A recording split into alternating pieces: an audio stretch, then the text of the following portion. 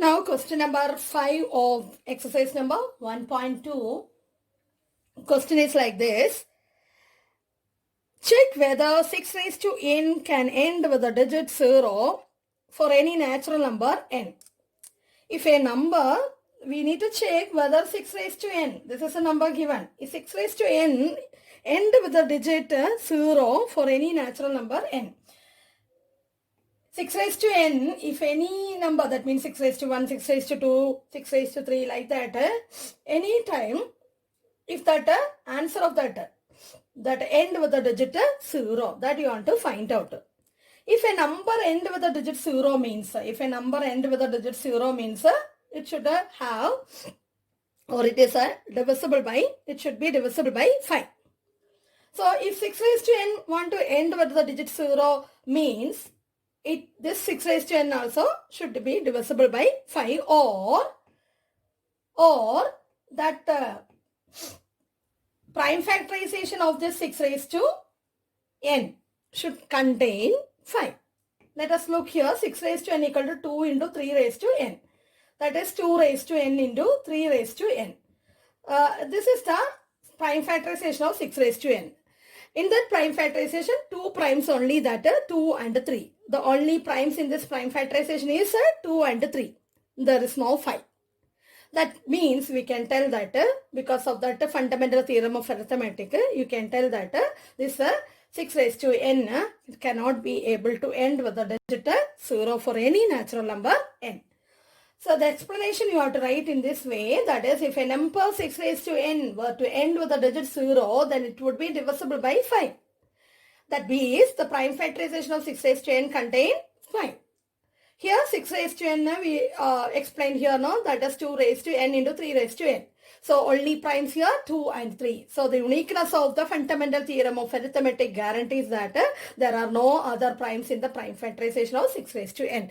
In this prime factorization only 2 and 3 are primes, so there are no other primes. So there is no chance to come the 5, the number 5. So there is no natural number n for which 6 raised to n ends with the digit 0. This is the way we want to write the answer for this question. Now we can move to the next section of this chapter, that is revisiting irrational numbers. So we are going to study some more about irrational numbers. That is, we are going to prove the irrationality of certain numbers. Before proving that, one theorem is there in page number 12 of your text, that is theorem number 1.3. What is that theorem? Theorem statement is like this. If p be a prime number, if p divides a square, then p divides a, where a is a positive integer. If p is a prime number and if p divides a square, then p divides a. P is a prime number. One example, if 2 is a prime number, no? So, if 2 divides 4 square, then you can write 2 divides 4. Is it possible? What is this? 2 divides 4 square means 2 divides 16. 2 divides 16 means 16 can be written as a multiple of 2, or 2 is a factor of 16. If it is correct. Okay. If 2 divides 4 square, 2 divides 4. That is also correct, no? 2 is a multiple of 4, or 4 can rewrite as 2 into 2. That means multiple of 2. This is for the number prime number 2. This can be applicable for all prime numbers. So this is that theorem. If p divides a square, then p divides a also. Now, next theorem, it is the same page, theorem 1.4, root 2 is irrational. Here, prove root 2 is irrational. So, we are starting that proving the irrationality of numbers. In that first one, root 2. This is a particular method of proving. That method is called proof by contradiction. Proof by contradiction. That means we need to assume the opposite statement of that given theorem.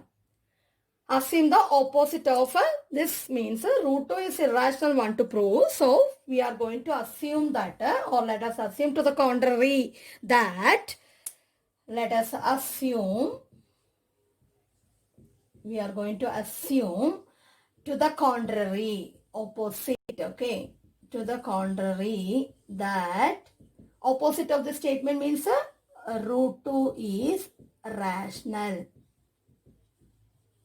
After assuming, we have to go further by taking the condition of that rationality.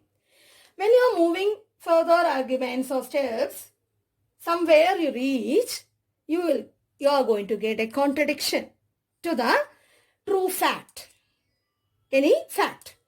So, if that contradiction has arisen, that contradiction has arisen because of a wrong assumption. What is our wrong assumption? This root 2 is rational. So, we are going to conclude root 2 is irrational. This is a method you are going to proceed here to prove that root 2 is irrational. So, first we assume to the contrary that root 2 is rational. So, we have to apply the condition of rationality. So, there exists then there exists two integers a and b such that we can write root 2 equal to a by b, where a and b are co-primes. What is meant by co-prime? What is a condition of rationality, or what is meant by rational number? It can be expressed in the form a by b, where a and b are co-primes means a and b have no other common factor than 1, other than 1. So this is in the simplest form. That is why that is a meaning here. A and b are co-primes, no common factor other than 1. Then squaring on both sides. Here 2 equal to a square by b square.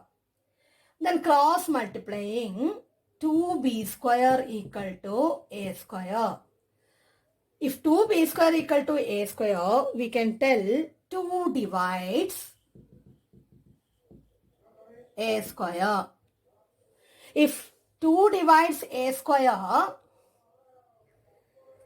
I'm writing here down, okay, that means which implies 2 divides a square, which implies 2 divides a, because of that theorem. 2 divides a from theorem 1.3. This condition, that is 2b square equal to a square, want to give first condition, and 2 divides a, this can be given as the second condition. Then 2 divides a, I am going to write again that a can be written as, which implies a can be written as a multiple of 2, or for some integer,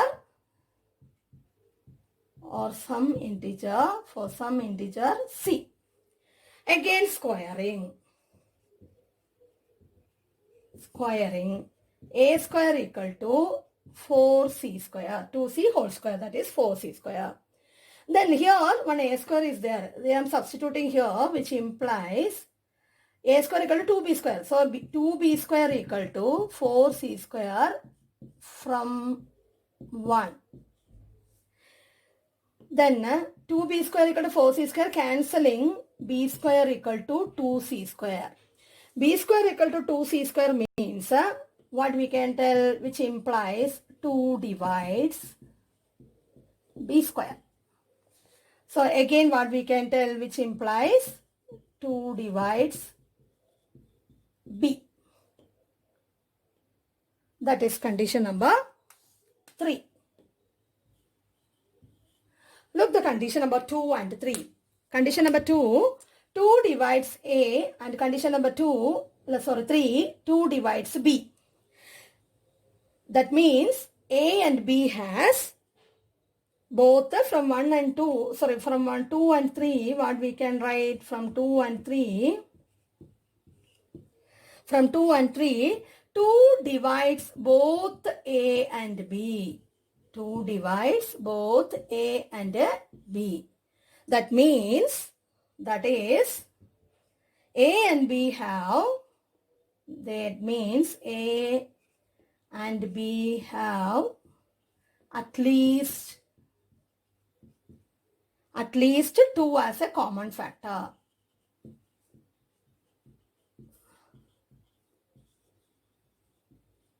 This contradicts the fact that, where this contradicts the fact that when you are explaining here, this the A and B are coprimes. So this contradicts the fact that A and B are coprimes. Coprimes with no common factor, but we get here common factor. So this contradicts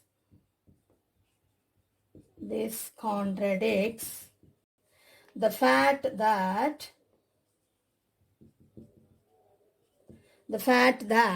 A and B are coprime. A and B are coprimes. This contradiction has arisen. Now we get a contradiction. Okay. So what we are telling now, this contradiction has arisen because of a wrong assumption that this contradiction has arisen because of our wrong assumption.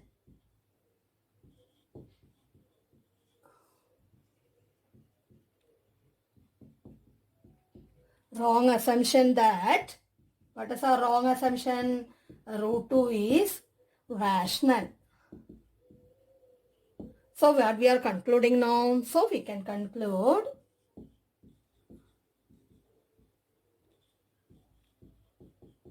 our assumption is wrong. So we can conclude root 2 is irrational. That's the proof.